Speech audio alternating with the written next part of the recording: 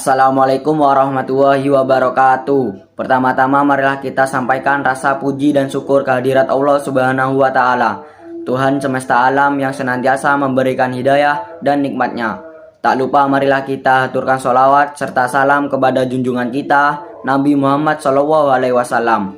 Hadirin yang saya hormati, pada kesempatan ini izinkanlah saya untuk menyampaikan pidato tentang liburan unfaedah, unfollow aja.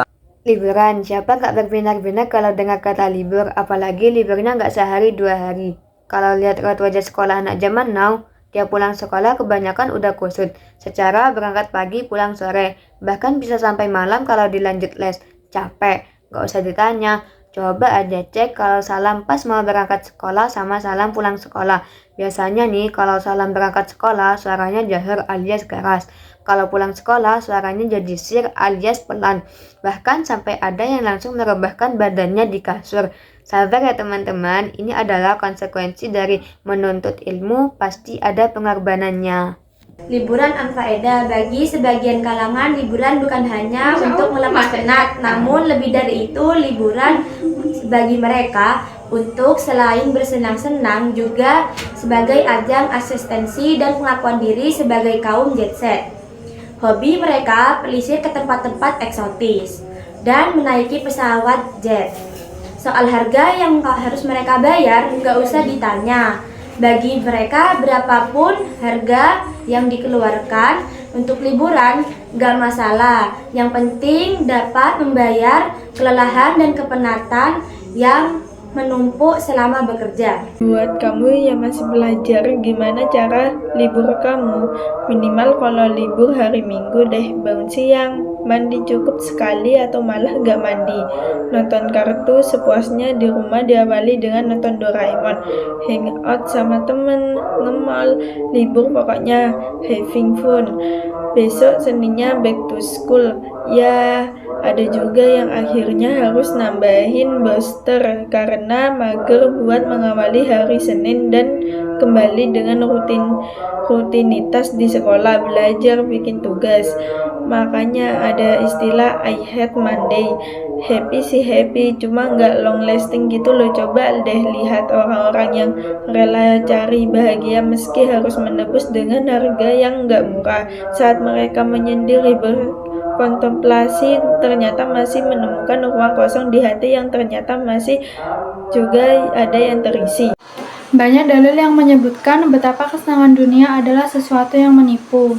Allah Ta'ala berfirman yang artinya, ketahuilah bahwa sesungguhnya kehidupan dunia ini hanyalah permainan dan suatu yang melalaikan, perhiasan dan bermegah-megah antara kamu serta berbangga-banggaan tentang banyaknya harta dan anak. Seperti hujan yang tanam-tanamannya mengagumkan para petani, kemudian tanaman itu menjadi kering dan kamu lihat warnanya kuning kemudian menjadi hancur. Dan di akhirat nanti ada azab yang keras dan ampunan dari Allah serta keridaannya. Dan kehidupan dunia ini tidak lain hanyalah kesenangan yang menipu. Surat Al-Hadid ayat 20.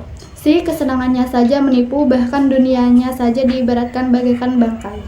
Terus kita nggak boleh gitu refreshing, traveling, holiday. Siapa bilang nggak boleh? Boleh dong, salih-salihah. Islam adalah agama yang fitrah, sedangkan manusia juga membutuhkan liburan.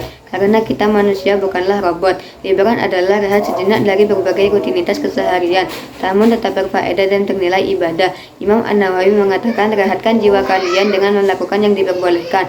Sedangkan Ali radhiyallahu an berkata, rehatkan hati kalian karena hati juga merasa bosan, sebagaimana jiwa kalian merasa capek dan bosan. So, Islam adalah agama yang seimbang dan tidak memberatkan diri. Intinya, ada saatnya kita ibadah sholat, puasa, dan lain-lain. Ada saatnya kita belajar, ada saatnya kita pun untuk berlibur atau rihlah. Dengan catatan semua itu dilakukan dalam koridor syariat Islam dan Allah ridho. Gimana nih, teman surga sudah rencanain liburannya?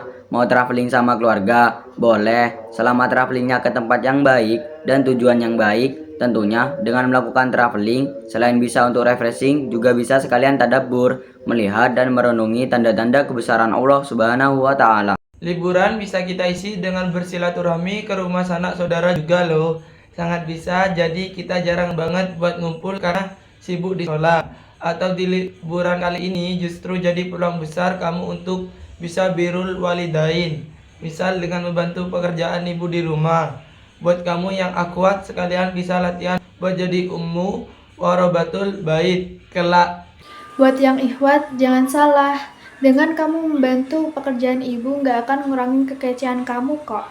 Orang tua mana sih yang nggak makin sayang dan bangga kalau anak-anaknya sesoli dan sesolihah kamu. Bisa juga di liburan ini kamu menyusun kegiatan berfaedah yang mungkin saat sekolah sulit untuk dikerjakan. Misal hatamin dan hafalin Al-Quran, atau ngerjain hobi kamu yang saat sekolah susah dikerjain. Iya, selain itu semua liburan berfaedah lainnya adalah dengan mengikuti kajian-kajian ilmu Islam, mendatangi majelis-majelis ilmu. Selain kamu dapat ilmu, kamu bisa bertemu teman surga baru plus pahala kebaikan dari Allah Subhanahu wa Ta'ala. Sehingga selepas liburan berlalu, bukan hanya jiwa dan hati yang telah terrecharge, namun kita mendapati diri menjadi pribadi yang lebih baik dari sebelumnya dengan semakin meningkatkan iman dan takwa Allah. Selamat berlibur dan meraih bahagia hakiki ya.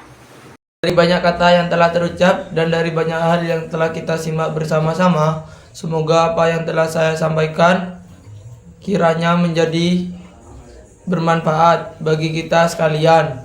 Untuk penutup kata dari pidato sambutan saya ini, saya ucapkan terima kasih dan wassalamualaikum warahmatullahi wabarakatuh.